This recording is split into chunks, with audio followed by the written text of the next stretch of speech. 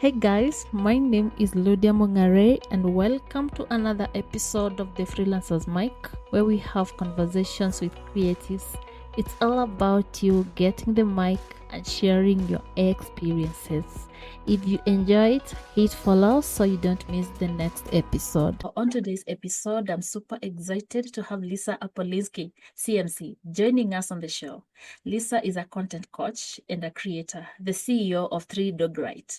She's on a mission to help agency and business owners like you to use content in a way that truly works so you can attract more of the right fit clients and start seeing the positive return on investment you've been craving for. So the topic today is why your content isn't working and how to fix it. So if you've ever felt like your content is missing the mark, you're not alone. Lisa is going to walk us through why your content might not be giving you the results you expect, and more importantly, how to fix that. It's all about using the right words in the right way so your message resonates with the right audience. So Lisa, welcome to the show. How are you doing today? I'm doing well, Ludiah. How are you? I'm good. So for someone that is listening to this podcast for the first time and is hearing the name Lisa Apolinski, please tell us, who is Lisa and what are you up to? Absolutely. So I am a content coach and creator, and I work with business owners, agency owners, consultants, authors, speakers to help them share their personal brand story so that they do two main things.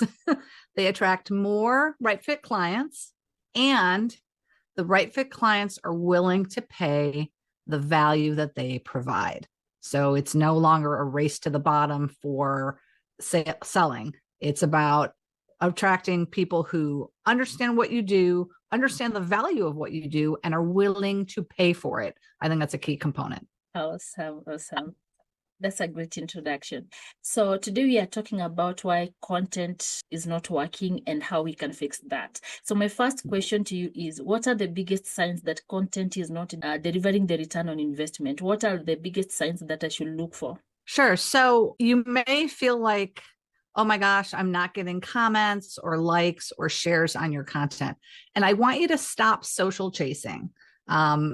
There are ways that content gets shared that is well beyond those metrics. I don't know if you've heard the term dark social. That is where, if you think about the last time you shared a video or an article and you sent it to someone you knew, right? You sent it one-on-one, you copied the link and you sent it to someone via text or via DM. The platform's not going to be able to track that, but those are critical ways to share, because you are doing the targeting for me and you are a trusted source. So I want to make sure that my community sees the value in the content, because then the likelihood for them to do that dark social sharing goes way up. So if you're concerned or you're not sure, look at your content and look at it through the lens of your community or your audience member. Are you simply selling and talking about features and benefits of your products and services? Or are you providing thought leadership that would actually have people think about things in a different way, that would lead them to think about a problem in a unique way that you solve, and you yourself are the only ones that solve it in that way? If you flip the script of your content and you look at it from the audience's perspective, and you should have community members that would tell you, hey, you're getting too sully here and it's feeling icky. You need to go back into thought leadership. The other thing that you can do when you're looking at your content, and I do this for myself as well, because I can slip back into that selling versus solving. If I'm talking about me, my company, my products and services over and over, it's not providing value. You're simply touting yourself. One of the things that I talk about, especially in my book, The Greatest Personal Brand Story Ever Told, is that your personal branding is actually not about you. It's about your audience and the value they get from the interactions with you. So if you look at your content and it's all I and me language, it's going to miss the mark. If it's talking about a client's experience or a problem that the industry is facing and things that you've noticed, and you're talking about your community and their concerns, then you're going to be able to see that language reflected in the content. And that is a really good indicator of whether or not the content is hitting home or missing the mark. Wow. You mentioned about sharing, and I do that a lot, especially when I'm on TikTok and I don't want even the person that I'm following to know that I share the content. I usually copy the link and I share the person that I want to see the video. Yeah. And I love that. And that is something that is a great thing to aspire to, right? Again, if my community determines one person in their community that would benefit from my content, they're highly targeting that person, which is awesome. I mean, think about that. And it's coming from a trusted source, which means, like, if you get something from a good colleague or a best friend, you automatically open it and read it. Yeah. Right? You don't just dismiss it. Can you put a price on that? I cannot. That's amazing. If someone actually gets my content and opens it and reads it because someone else said, you got to read this, you got to watch this. That's, to me, there's no price for that. Awesome. So I'm a freelancer and I work as a virtual assistant. So how can freelancers and business owners measure the success of their content beyond the likes and shares? Because these days, considering that we have Gen Zs and all that, the hype on having likes, shares, and views, how can we measure the success of the content beyond that? Yeah. So I think there's a couple ways that you can move away from, like I said, that social chasing, the likes and the shares. That's the beginning of the journey for freelancers and consultants. It's not the end. When you're trying to see what, and it's not really a metric, but look at how many times you get an email or a message saying, oh my God, I watched this, or I saw you on stage, or I read your book, or I saw your webinar, and this was so impactful to me. And they want to further the conversation.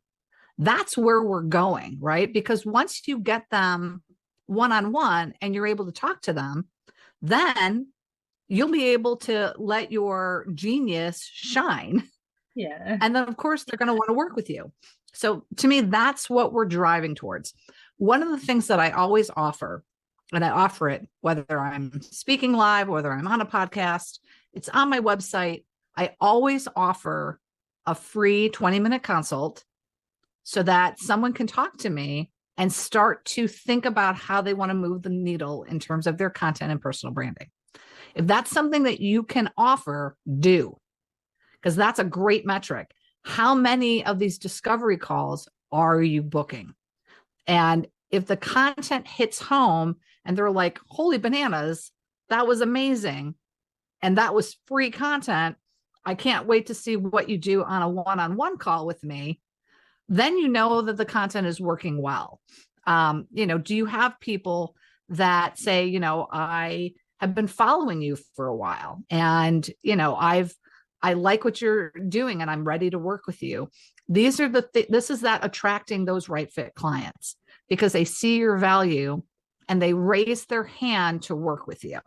And having that free offer is a great way to be of service, to continue to lead, because leaders always lead, and to have a metric that's beyond the likes and the shares. And if you get a ton of discovery calls, even if only 10% of those people end up working with you at that moment, it doesn't matter if they become a client in a day or a decade.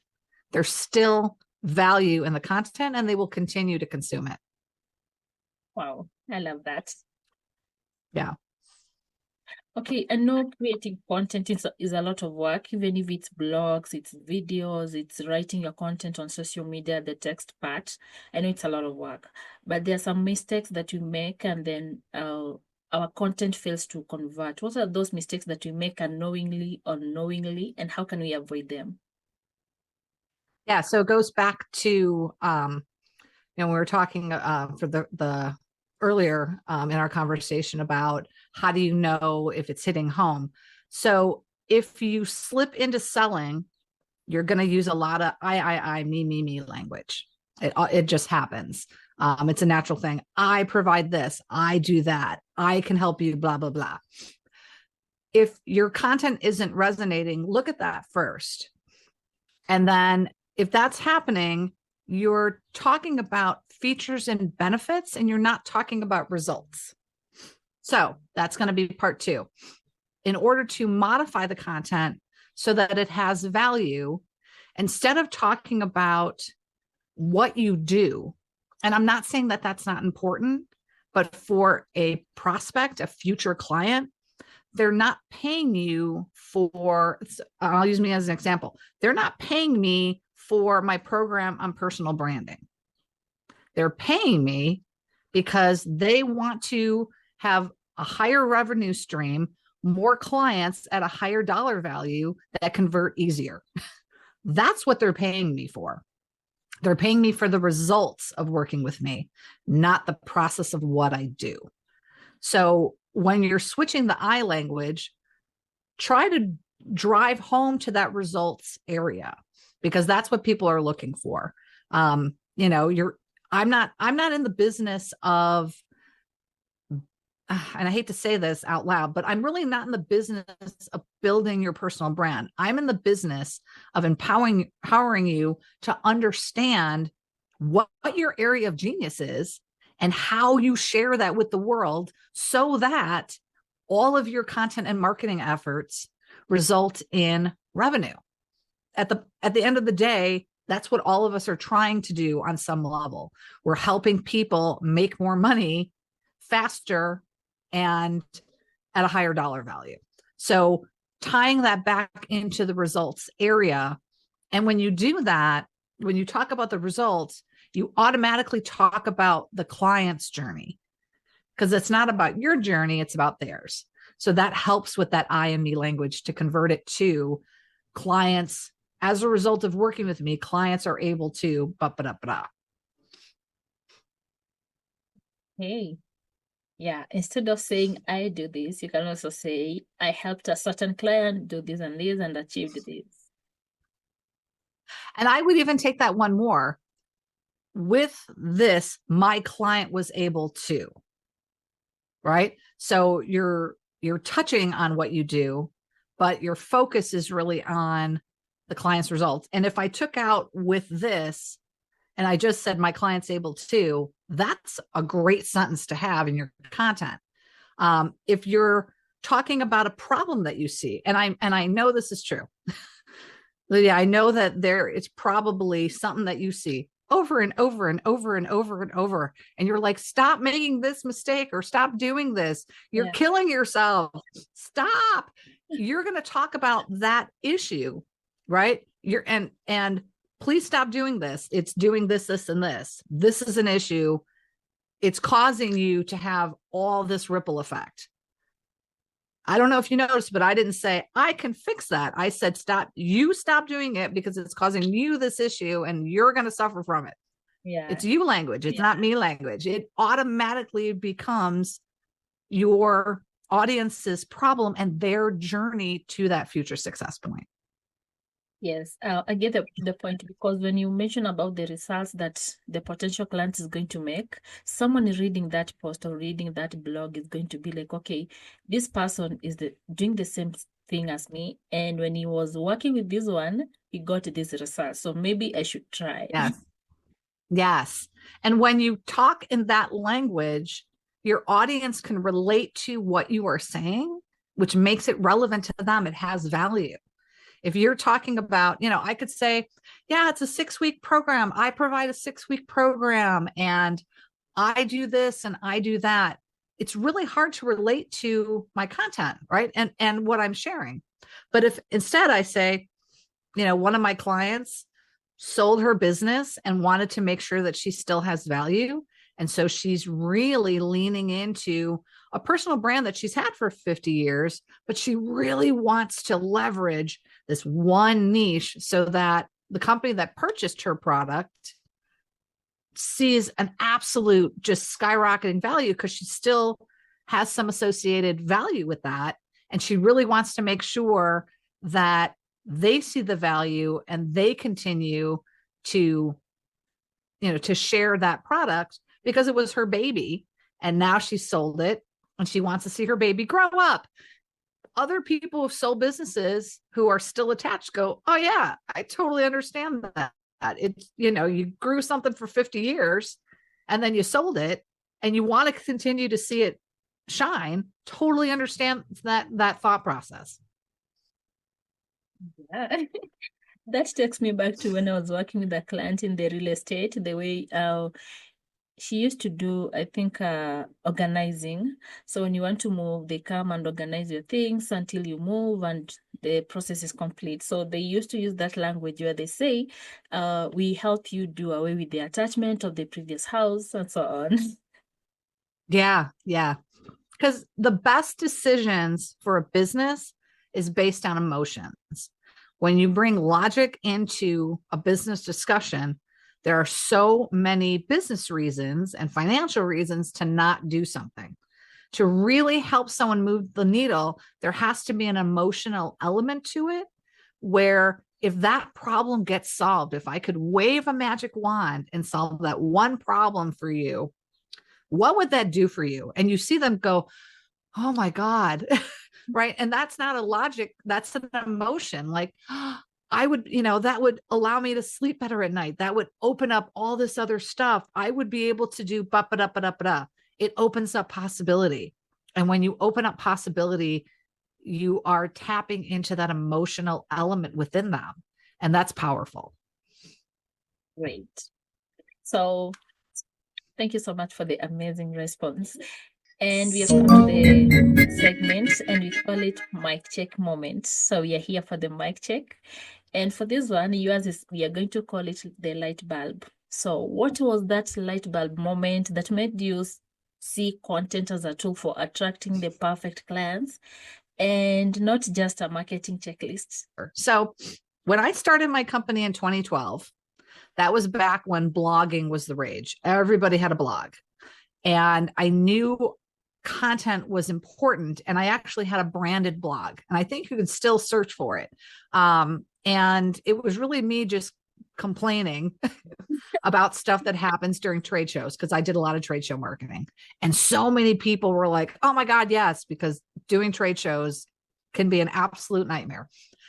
And I knew that content was important, but I hadn't quite made the link between content and personal branding, even though you go back into my corporate, 30 years ago, I was doing press releases, articles. My name is everywhere. had no idea that was critical. I just naturally did it. Move up to 2022. And I feel like I had a couple of light bulb moments that kind of like, it was like on a dimmer switch where it was like low, medium, high. Yeah. So my low click, right? My ambiance setting, 2022, a reporter from the New York Times contacted me to have me provide my expertise for an article that was being written. And when I asked her, how did you find me? And she said, oh, there's another New York Times reporter that follows you and has read your stuff. And so when I asked for a small business marketing expert, she was like, absolutely use Lisa. And I looked at your stuff and I was like, oh yeah, she knows her stuff. Wow. And I was like, wow. So I kind of got it, but I wasn't quite there. And then I know, right? And then in 2023, I had my next kind of click moment with, and two things happened. Number one, I decided to basically blow up my business and kind of reassemble it. I had a team of 15. I was a full service agency. I had kind of moved into this full service agency, a lot of work, working with the Fortune 500s, just a ton of moving parts. And I wasn't really happy. And I realized, going back to my roots, for simply content creation and content coaching would be where I wanted to be, simplified my business, got super niche. And it was really scary. It was almost, I was almost starting over, if you think about it. And in that time as well, I had gone to the Uprising conference with Mark Schaefer and, learned about personal branding and my next book that came out, and realized that personal branding and content, again, go together. So I had these series of small aha moments where once I had that journey, I was like, oh yeah, I've been doing it. It's been a natural thing, but to actually see the connection and articulate it took quite some time. And that's okay. That is okay. Everyone has a journey. Everyone has a story. And by understanding that journey and allowing it to unfold and being aware of it and then sharing it, because I shared my journey, again, not realizing until I reflected back, oh yeah, content, personal branding, business development, it's all connected. By sharing that, and I encourage everyone to do that, it's okay to have smaller aha moments. It doesn't need to be one grand act. It can be, like the dimmer switch where it goes small, medium, high, and then you're like, oh yeah, I got it. It's still a journey to the right place. Wow, what a journey. Yeah. Best things about people reaching out and mentioning that they follow you or they've seen your content somewhere, it's so satisfying. There is that feeling that oh wow, I've been doing something good. So yeah, I know this moment. It feels so good to know that you've been impacting someone. And that goes back to the link sharing. People share the link and maybe you don't get likes, you don't get shares, you don't see them. You're like, okay, nobody's checking my content, nobody's following my YouTube channel, nobody's watching my TikTok. But in the real sense, someone is sharing your content, but the metrics are not even tracking it. Right. And it's not about becoming famous. It's about becoming known. Those are two very different things. I'm not looking to be famous. I simply want to lead in my industry and help others in their journey for business growth and personal brand legacy. That's it. Wow. I think that one is going to be my highlight of the week. I'm not looking to be famous. I want to be known. I want to be a leader in the industry. Yep. Exactly. That makes my week. That's awesome. My last question, if someone feels stuck with underperforming content, what's that first step to turn things around? Again, look at the content to see if you're talking about yourself or if you're talking about the problem that your audience is struggling with. Again, if there's a lot of I and me language in your content, you can simply rewrite it. And if you're struggling, you can ask AI to help you. Rewrite this in third person, or rewrite this where it's talking more to the audience and not focused on me, and see what comes out. That at least will give you some food for thought, and allow you to go, oh yeah, that makes a lot more sense. And again, leaders always lead. So when you're developing your content, what if you had the biggest client of your life sitting in front of you and you wanted to help inspire them to that success point? So not selling them, but helping them solve something. How would you talk to them? Would you talk about yourself, or would you talk about their problems and to learn more about what they're struggling with? Think about that. And when you're creating your content, again, think about what other people might want to say back to you. Encouraging that conversation by talking about them and what they're struggling with is the easiest way to get responses back, and for people to raise their hand and say, I'd like to do that 20-minute consult with you.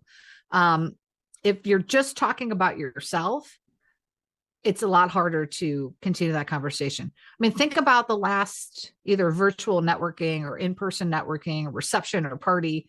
If you had someone that just said, oh yeah, I do this and I have that, and I just did this, and I just got, you'd be like, oh my, ugh, and you'd want to move away from them, right? Because they're irritating. I mean, right? Yeah. If that's happening, and you can picture, and I'm sure you can think about someone over the last several weeks that did that. And there was no, tell me about you. I've always, something that I noticed in the industry that other people do is blah or whatever. If they're just talking about themselves, it's a real turnoff, and you want to move away from them. You want to close your laptop, whatever. The same can be said with your content. If people aren't leaning into your content, they're pulling back, and you don't want people to pull back. So, again, always try to put it in the perspective of what your audience is struggling with, and a piece of advice or an area or something that you can tell them to do. I love to do how-tos. How to 5 tips, how-tos force you to think about the person's problem and talk in what is valuable to them. If you're starting out, or you feel like, oh, I just do too much eye content, do that first. How-to tips, 5 tips, 3 tips, I don't care, 2 tips, 1 tip, 1 big mistake and how to avoid it, anything like that. Lean into that first. It'll get you practiced in the language of service, being generous, and being relentlessly helpful. We want to help people so much that they either become a client or ask for a restraining order. That's what we're going for. So always put it in the language of your audience. Wow, that's amazing. It has been an amazing conversation. I love it. And we have come to the end of the recording of this episode. But before I let you go, what's that one thing that you would like the audience to know? Something that is coming up, something big you're doing, or something that I forgot? So fill in the gaps. Yeah. So over the Christmas break, because God forbid I ever actually pause, I'm planning on researching my next book, which is going to be around relevancy in the face of AI. So with so much AI and, that type of content communication, how can we, as small business owners, freelancers, consultants, authors, speakers, how can we stay relevant and stay top of mind? What can we do to really continue to show up and be human in our interactions? So I'm going to be researching that, and I'm hoping that will be coming out in 2025. And, if you are looking for, again, I give away a lot of free stuff. If you're looking for, if you're looking for tips, if you want to schedule a 20-minute consult, first and foremost, please network with me on LinkedIn, follow me, and subscribe to my newsletter, because I give away a lot of free stuff, a lot of free information. Number 2, you can message me on LinkedIn, or you can email me at lisa@3dogwrite.com. So that's number 3, dog, D-O-G, right, like right with a pen, WRITE.com. And you can schedule your 20-minute consult with me, and we will help you get clarity around things that you want to accomplish in 2025 and where you've gotten stuck in 2024. Those are great things to do. And again, free. Anyone that wants to offer free consult, free information, free tips, take them up on it. There's a lot of people that won't do that. Take me up on it. I love talking to people, and I love learning more about their story and seeing what they're struggling with and how I can help. Thank you so much. All this information will be in the show notes. You send me the links so that I'm able to add them to the show notes. Awesome. Once again, I want to thank you for taking the time off your busy schedule to be here. I know you had so many other things to do, but you chose to record this episode with me, and it has been amazing. The tips, my goodness, I'm going to be singing them throughout the week.